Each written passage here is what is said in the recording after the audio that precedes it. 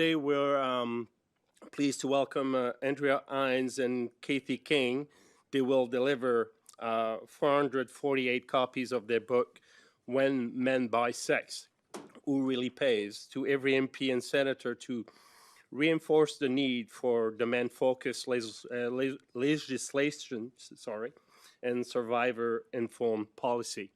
So I believe that MP Viersen will start. So MP Viersen, the floor is yours. Well, great. Good morning, everyone, and thank you for being present at our press conference this morning. I'm honored to introduce our panel of leaders in the fight against sexual exploitation and sex trafficking. Today marks the 11th anniversary of the Royal Assent of PSEPA, the Protection of Communities and Exploited Persons Act. Through PSEPA, Canada's Parliament recognized prostitution as a form of sexual exploitation and affirmed that no one should ever be bought, sold, or exploited for sex. I had the opportunity earlier this week to recognize in the House of Commons the work of Andrea, Heinz, and Kathy King, bringing this issue to the forefront through their book, When Men Buy Sex, Who Really Pays? So without further ado, I'd like to hand the floor over to Andrea and Kathy, and their voices need to be heard, and they have an important message for parliamentarians. So thank you for being here this morning.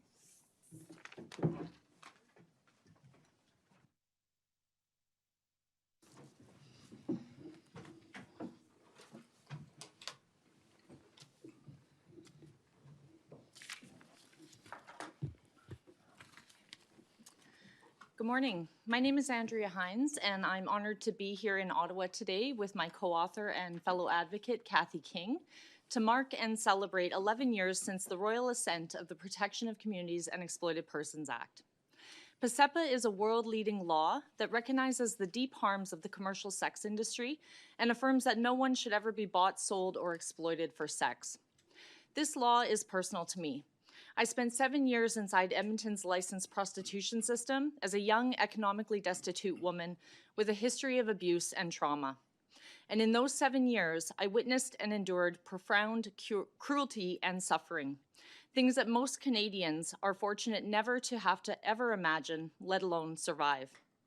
Behind the illusion of choice and so-called consent, there was always coercion, trauma, and violence. This is the brutal reality that this law dares to confront.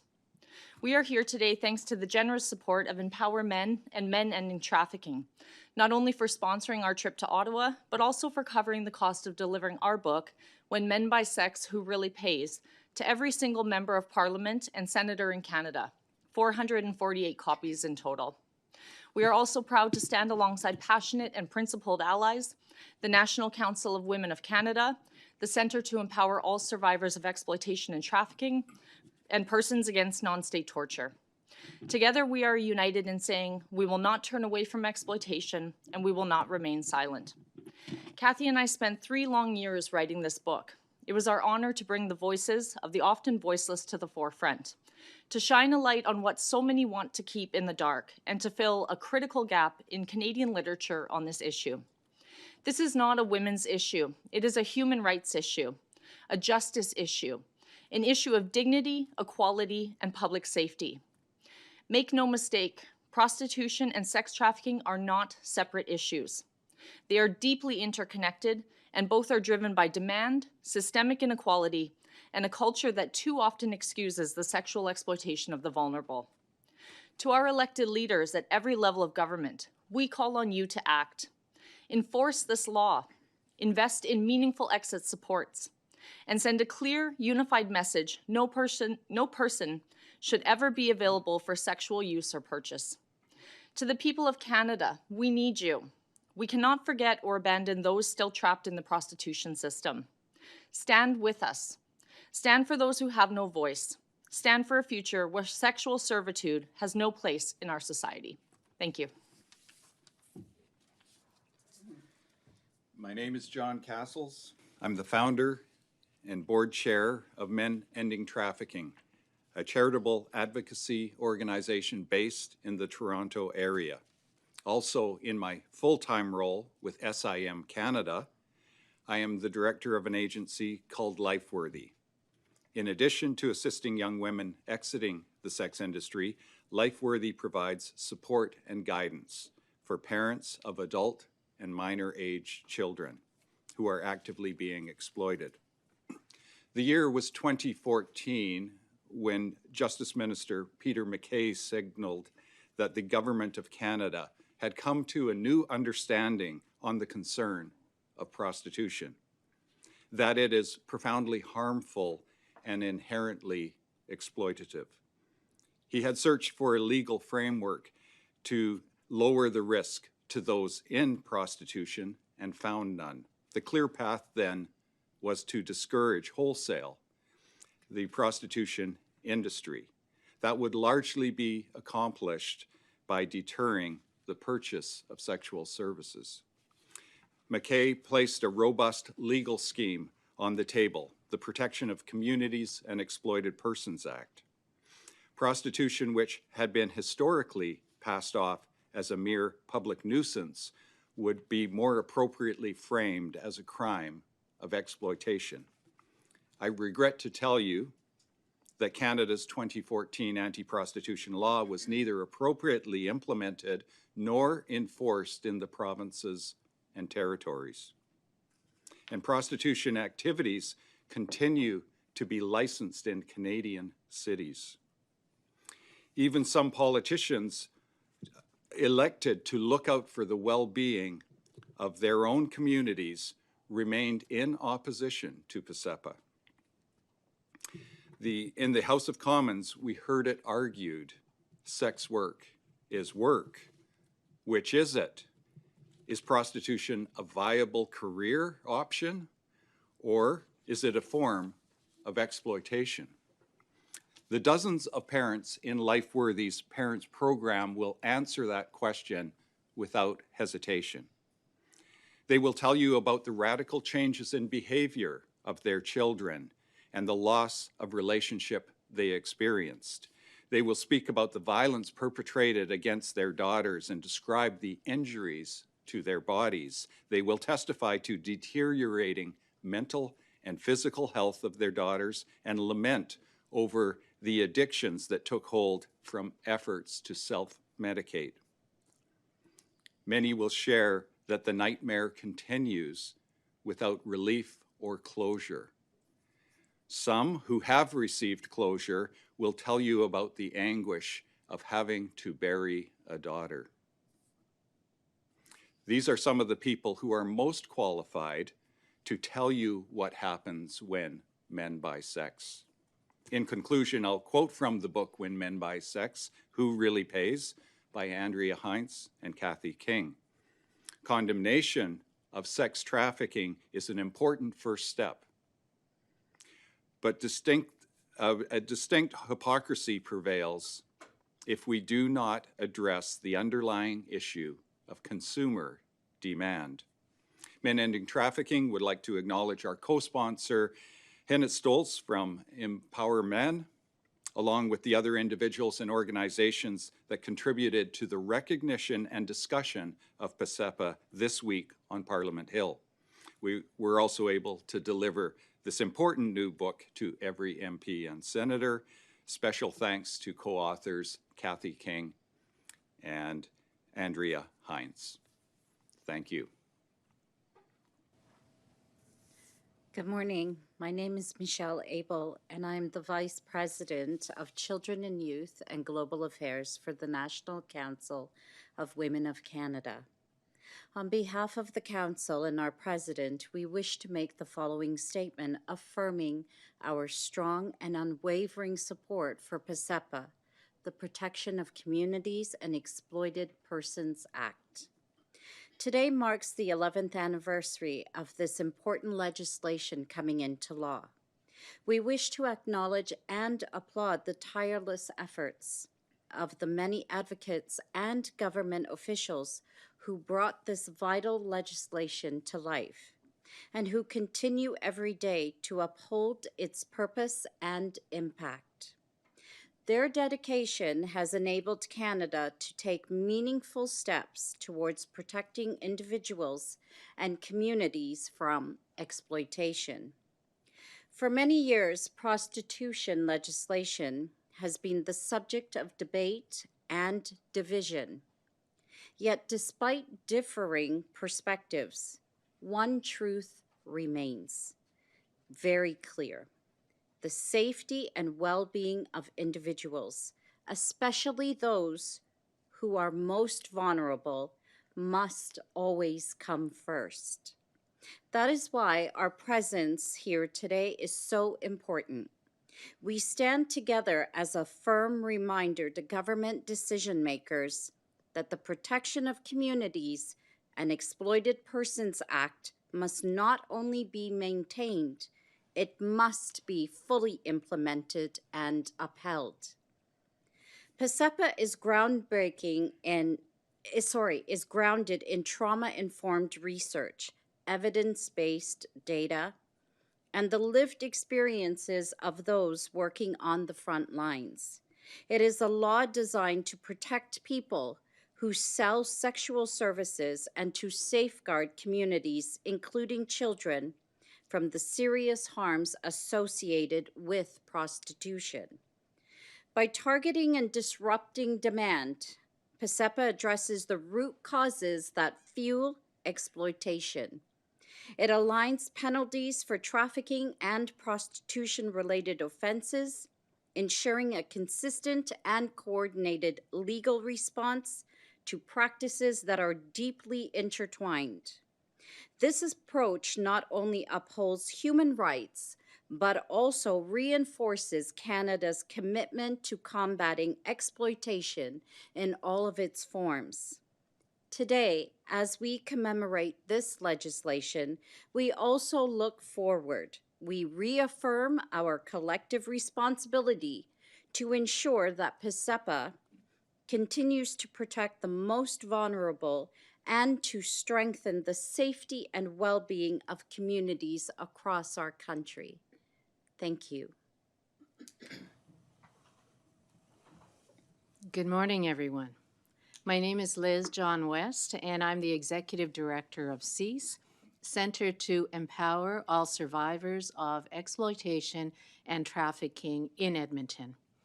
For more than 30 years, CEASE has stood on the front lines supporting those exploited in the sex industry, helping survivors rebuild their lives, and confronting the demand that fuels exploitation. We are here today because 11 years after the Protection of Communities and Exploited Persons Act became law, the reality is men are still buying sex, and women and children are still being harmed. Many men still believe that purchasing sex is legal, and this false belief fuels ongoing violence and exploitation.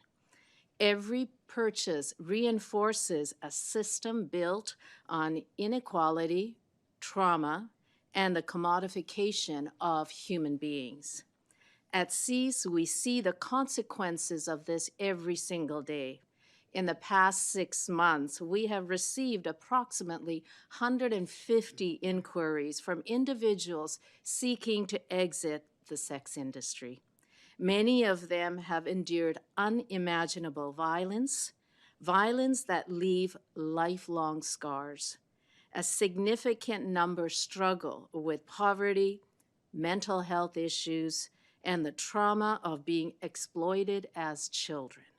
These are not isolated stories. They are the reality of exploitation in Canada today. We must do better to protect our most vulnerable. We have the laws, now we must implement them. Our community in Edmonton learned long ago that change requires both compassion and accountability. Over 3 decades ago, CEASE helped create STOP, the Sex Trade Offender Program, to directly address men's demand for paid sex. The program's goal is to educate men, build empathy, and inspire real behavioral change. Through collaboration and law enforcement, prosecutors, probation, health services, and survivors, men who are arrested for buying sex learn the truth about exploitation, about the law, and about the harm they cause. Our data tells a powerful story. Out of 298 men we surveyed during STOP, 78% of the men did not know buying sex was illegal in Canada. 58% of the men said being arrested was a major deterrent. 68% of the men said also that they will stop buying sex after attending this program. These findings show that education and enforcement together can change behavior. Men can and do learn, but only when the law is upheld and society sends a clear message that exploitation is unacceptable. That's why CEAS is calling on Parliament to make decisive action, fully enforce PSEPA, hold accountable the men who create the demand, invest in exit programs, safe housing, trauma.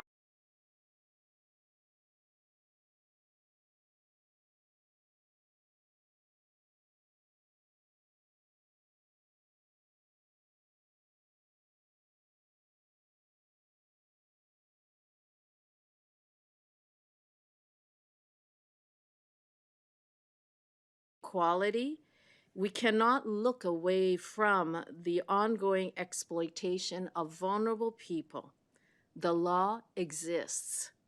The knowledge exists. What we need now is the will to act. Thank you. Good morning. My name is Linda MacDonald, and along with Jean Sarson, my colleague, who is also here today, we speak as feminist grassroots activists representing our campaign Persons Against Non-State Torture, and we're also members of the NGO, the National Council of Women of Canada, who have a policy supporting the Nordic model.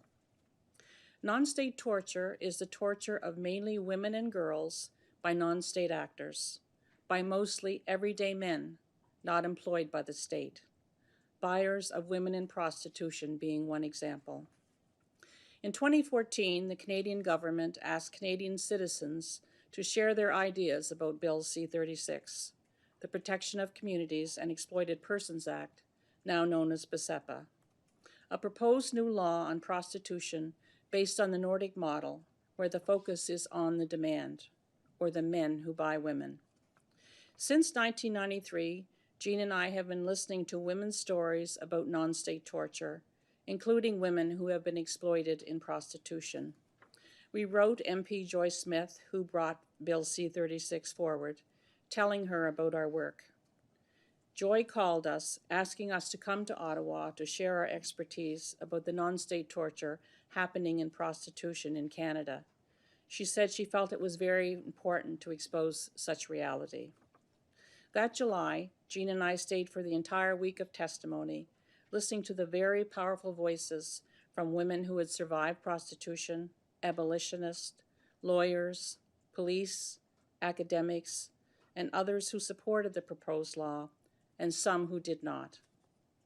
On November the 6th, 11 years ago, PSEPA received royal assent, and those of us who lobbied for this law were thrilled. For Jean and I, it was a very profound and proud experience to be part of such a monumental moment in Canada. It is important to note that Canada is one of the very few countries globally that has implemented the Nordic model. And yet, all these years later, the implementation of the law has been a disappointment. There has been little to no public education about the law, totally inadequate exiting resources for women trying to leave prostitution, and minimal police enforcement.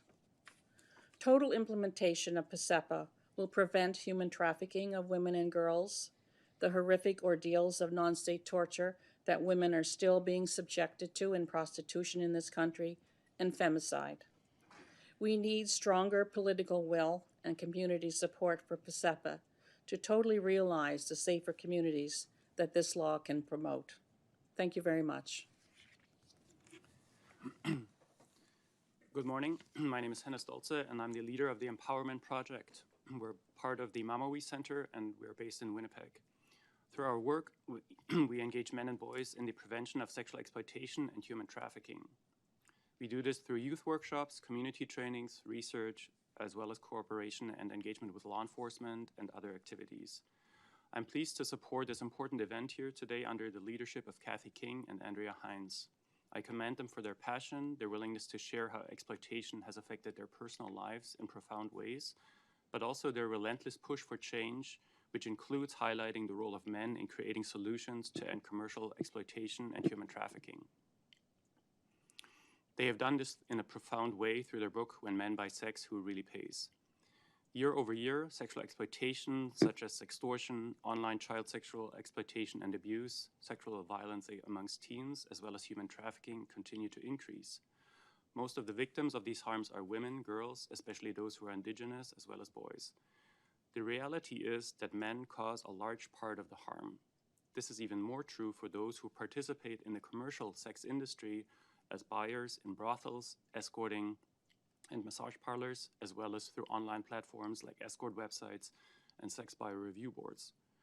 Despite these bleak facts, we have the ability as a community and as a society to create solutions that increase safety and well-being for those who are often young, vulnerable, poor, and exploited. Here are 4 tangible solutions. Number 1, the full implementation of current laws, such as PSEPA, with a focus on accountability of sex buyers across Canada. Second, the additional focus on deterring demand for commercial sex that leads to trafficking in a renewed national human trafficking strategy. 3, the introduction of legislation that emphasizes the responsibility of online platforms to combat sexual abuse, exploitation, and trafficking, and that holds tech companies accountable in a meaningful way if they allow for the facilitation of the exploitation. And finally, the implementation of the calls for justice from the MMIWG2S report that focus on sexual exploitation and trafficking. I also want to encourage all men, especially those in leadership positions, to reflect on your ability to combat exploitation, create cultural change that increases safety for women, children, and gender diverse and other vulnerable groups. For too long, the work to end sexual abuse, exploitation, and gender-based violence in general has been left up to women, and I commend all of those who have been leading these efforts with courage, strength, and resolve, some of them who are here today for this press conference. I think it is time for men to step into this space and work alongside women by using our voices, influence, and resources to create a new chapter in the fight against exploitation. And I believe that together we can develop a better and safer community. Thank you. Good morning. My name is Kathy King, and I'm deeply honored to be here in Ottawa with my co-author, Andrea Heinz, to present our book to members of Parliament and senators from across Canada. We are grateful for the PSEPA in the legislation and the hope that it represents to all who oppose commercial sexual exploitation. Protecting vulnerable people must unite us all. We applaud that women are no longer criminalized for their own exploitation. That was a vital step forward. However, they still deserve better options and meaningful exit opportunities. Sex is not a job like any other. Although the term sex worker intends to reduce stigma, in practice it often sanitizes what is a deeply harmful system. Such verbiage denies the inhumanity that occurs within prostitution and suggests that systemic sexual abuse can be justified by some sort of payment. Let us not confuse exploitation with what some call empowerment. All Canadians have the right to financial security and equal opportunity without being told their bodies are their only asset. As the writer Robert Jensen states, no one class or gender deserves to be designated as available for purchase by another class or gender. Such divisions erode the fabric of society and feed the appetite of those who feel entitled to buy access to others. Today, as I have for 28 years, I also stand in honor of Canada's missing and murdered women. My daughter was one of them, a beautiful young woman who was pulled into a tragic life and disappeared from the streets of Edmonton in 1997. Her body was found a month later, and her name is now part of a heartbreaking list of thousands across Canada whose cases remain unsolved. Canada deserves more than simply harm reduction. We need prevention, not passive tolerance. We need education for both boys and girls, consistent enforcement of our laws, effective penalties for commercial sex offenders, and expanded exit strategies for all exploited people. We know this. When cities license prostitution, it fosters an environment of tolerance, which increases the likelihood of trafficking. Instead of expanding the market, we must work to shrink it. Instead of normalizing exploitation, we must fight for dignity and equality for everyone. That's how we protect the next generation of children and build our nation strong and free. Thank you.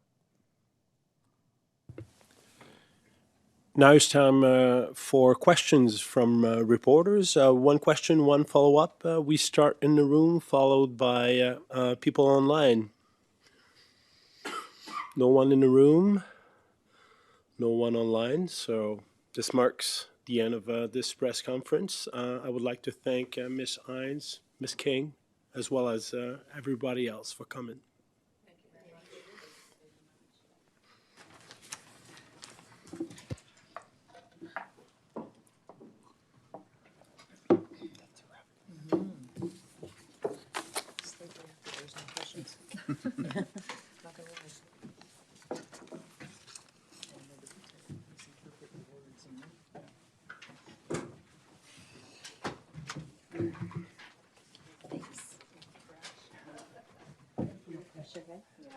Thanks.